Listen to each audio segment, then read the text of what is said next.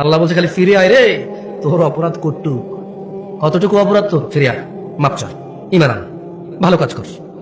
বয়স তো 70 হয়ে গেছে, 35 হয়ে গেছে, 40 হয়ে গেছে, ডেলি একটা মেয়ের সাথে শুয়েছি, ডেলি 2 লিটার মদ খাইছি, আল্লাহ ফিরে আসলে হবে? আল্লাহ বলছে আরে শোন,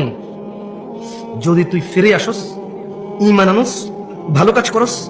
এগুলো তোর গুনাহ পৃথিবী সমান, ফাউলাইকা ইউবাদদিল, আল্লাহ তোর গুনাহ এগুলাকে মাপ তো করবে, সব গুনাহকে ইউবাদদিলুল্লাহ সাইয়্যাতিহিম হাসানাত, তোর সব গুনাহকে, তোর তো নেকি নেই, তুই বয়স কম, বইরে যাবে কিছুদিন পরে, বা তুই জানিস না 20 বছর বয়সে মরতে পারিস, তোর তো আমল নাই, তোর সব গুনাহকে আমি আল্লাহ নেকিতে পরিবর্তন করে তোর নেকির পাল্লা দিয়ে দেবো। ওয়াল্লাহ, এটা কোনো হাদিস না এটা আপনি জাল বলবেন,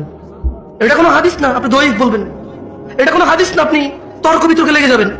এটা সূরা কোরআনের আয়াত, একেবারে আমি ব্যাখ্যা করি নাই। আল্লাহ ইল্লা মান তাব, অতঃপর যে তওবা করে, ওয়া আমানা ঈমানান ওয়া আমিলা আমালান সালিহা, ভালো কাজ করে, ফাউলাইকা ইউবাদদিলুল্লাহু সাইয়্যাতিহিম হাসানাত, আল্লাহ তার সকল গুনাহকে নেকিতে পরিবর্তন করবে।